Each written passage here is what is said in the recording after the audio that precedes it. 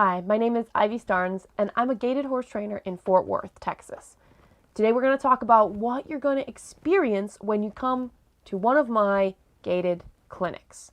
The schedule just went live today.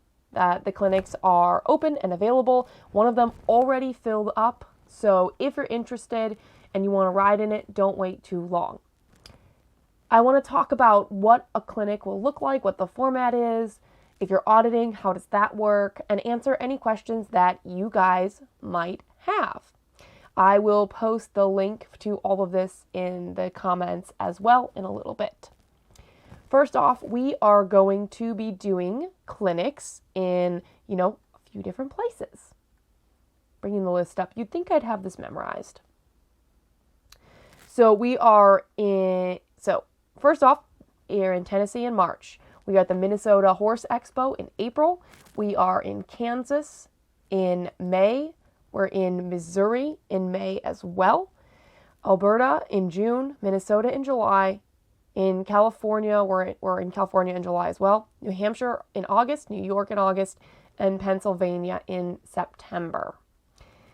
Each of these clinics is in a slightly different format that you may have seen. If you've been to one of my clinics before, you know this. It hasn't changed. It is a max of 9 horses and riders at each clinic. That's the cap, no more. The reason for this is the clinic is made up of individual lessons. So we start at 9 a.m. each day, and each rider goes for an hour. So the first rider will start at 9 and bring their horse in, and I will work with them and then usually ride the horse for the first hour. Then after that hour, the next rider comes in, and so on and so forth till we've done all 9 horses, ending at 6 o'clock. There is no lunch break as I continue to work through that, but a lot of times we either do a potluck or go out to eat in the evenings on Friday and Saturday evening and get to hang out and have some fun then. The reason for this format is gaited horses are so different and individual that you can't just do the same thing and send the riders out to all do this. They're so individual and need such needs, and the riders are at varying levels of advanced or difficulty, with their skill, that we need to kind of cater to each one. So that means when you have a rider who's more advanced and wants to work on cantering, we can do that. And if you have a rider who's more insecure and we need to work on slower things, we do that as well. It also means you're not on horseback for 9 hours a day or even 4 hours. You're just no more than 1 hour a day. The rest of the time when you're not working with your horse, you're also watching the other participants and you're asking questions. My clinics are very interactive, especially and including auditors. People that come just to watch, you are encouraged to ask questions and take notes. So it's not just a benefit to the riders who bring their horses, but also to the auditors who come. It's very helpful for them as well. Scarlett says, where in Tennessee? It will be very close to Chattanooga. So the auditors also come and get to participate. Now, one question that I get asked a lot is, if I can only come one day, what day should I come? This is for the auditors, not the riders. To answer that question is really difficult. Day 1, we're kind of getting introduced to every horse and figuring out what they need. Some of the horses will start gaiting on day 1, but very rarely. Most of the time you start to see gait on day 2 and 3. So if you want to come on day 1, you'll get to see the beginning of the training, like what the very first steps are. But you won't see a lot of the progress. A lot of the progress comes on day 2 and 3. If you come on day 2, you're going to be right in the middle. I may be repeating some stuff from day 1, and you'll see a little progress, but you won't have seen them on day 1. And day 3, you'll get to see huge amounts of progress. You'll see these calm horses, you'll see horses that are gaiting, but what you won't see is all the stuff we did at the beginning. So you'll be asking questions that we've already answered, which is okay, but understand I'll be like, hey, we worked on that already. You can look at some of my videos. So you're encouraged to come all 3 days, but if you can't, obviously 1 day is better than none. So with the riders, what you get when you come to a clinic, you get 3 individual lessons. But not only that, this year I've actually changed part of the format, but not actually for the clinic. If you're a rider, you get 3 1-hour virtual training sessions with me leading up to the clinic. This can be focusing on whatever it looks like your horse needs. So you would send me a video of how you and your horse riding and what we need to work on, and then I'll give you some specific exercises to focus on leading up to the clinic. The reason I'm doing this is because I want all the horses at the clinic to gait. And if I can give some very personalized instruction leading up to it that benefits the riders and the horses at the clinic, it'll make the clinic much more helpful. One of the things riders come to a clinic to experience is to feel the gait. And even if they can't feel the gait leading up to the clinic, but they've done all the prep work, most likely that horse is going to be gaiting on day 1 or 2. And then the rider will be able to ride on day 2 and 3 and really, really feel it and tell the difference. But if there's no prep work done ahead of time, and I have to do everything starting on day 1, there's less and less chance that the horse will be gaiting well enough for the rider on day 3 for them to feel it. Abigail says, Tennessee, she came to audit in Alabama. Chrissy says, such a great idea, doing the personalized training. Richard said, how long is each day's work at the clinic? So each day is from 9 to 6, but each rider only works with their horse for 1 hour because it's a series of individual lessons. Kim says, I can get gait. I have a Paso who would like to work with duration. Would the clinic be a fit? Yes, absolutely. We had a horse come to a clinic a couple years ago who could gait. He could also pace and trot, and so he wouldn't hold it for more than 10 steps. And at the clinic, we worked same format, 1 hour each day. So the first day he could barely hold it for 10 steps. Day 3, he held it all the way around this giant outdoor arena. So yes, if you're looking to build duration in your gait or confirm what you feel, absolutely this clinic is a great fit for you. So we're going to do this personalized training, and the goal is to maybe give you some exercises on the ground first, to give you some exercises in the saddle to do, and then you can take another video and send it to me, and we can do like either a Zoom call or a Google thing or a phone call and go over what you're doing and what you can improve on so that we have the best clinic experience possible. Now, one thing people ask is they're afraid of getting in front of people, and what I want you to know is you're not alone. A lot of people that come to my clinics are nervous with people watching them or with me watching them. And I want you to know it's a really safe area. It's very kind. And I've heard of clinics where people cried. You're only allowed to cry at my clinic if you're happy. That's the goal, is because you're happy about what your horse is doing. You're not supposed to be, I'm not putting people down for what they've done. We're trying to build people up and encourage them to keep going, because my clinic, we hopefully get your horse gaiting, but you're going to go home and there is homework. This isn't a one magic bullet that fixes everything. What it does is get you and your horse so you're both on the same page so that you can feel the gait and you can go home and keep working on it. So one of the things I encourage is that be aware that I'm sending you home with homework, and you can't just go on big trail rides and it'll be fixed. You have to build up the horse's muscles and their memory for the duration so that you can trail ride. That's really important. I've had people come to my clinics that ask, or they haven't done their homework. They don't know how I train. They want me to fix the gait and then they can just go off and it'll be fine. But you have to know that there's still work when you go home. The next thing people ask about is refunds. What if you've signed up to bring your horse and it's a lot of money and you're wondering what happens if you can't come?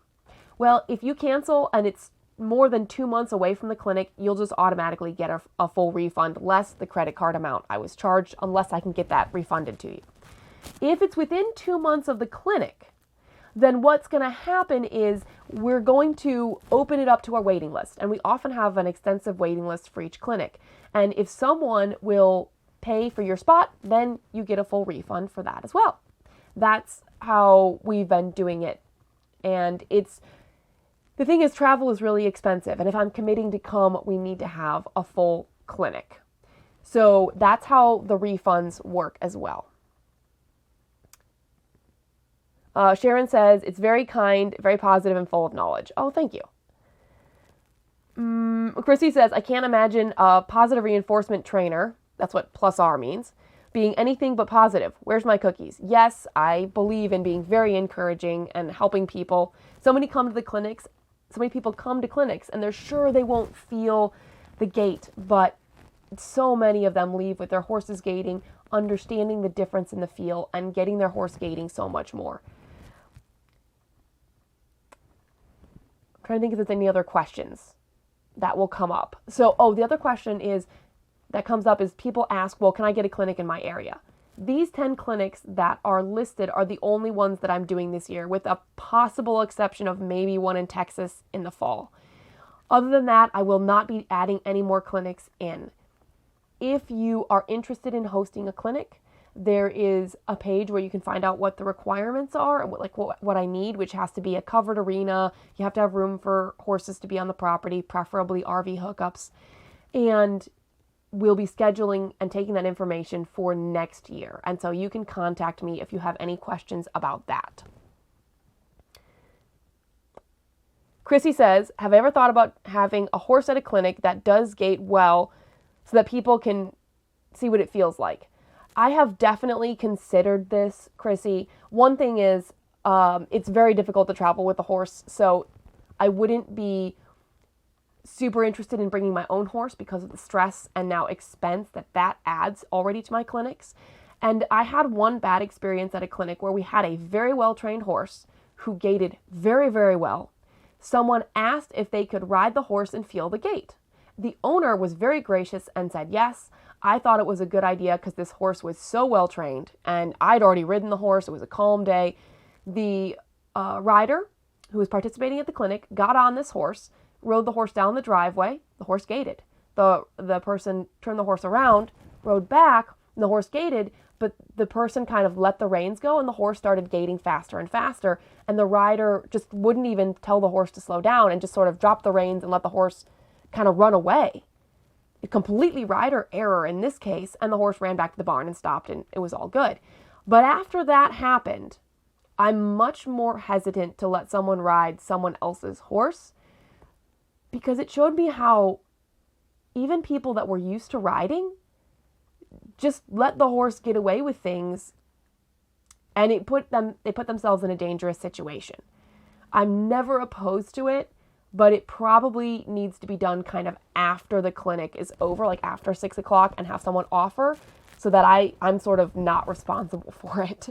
I very much wish that this could happen, but I also am aware that gaited horses, there's very different feels between the gaited horses. Like Chrissy, your mare Callie gaits really well, but if you put a beginner on her, she'll start trotting.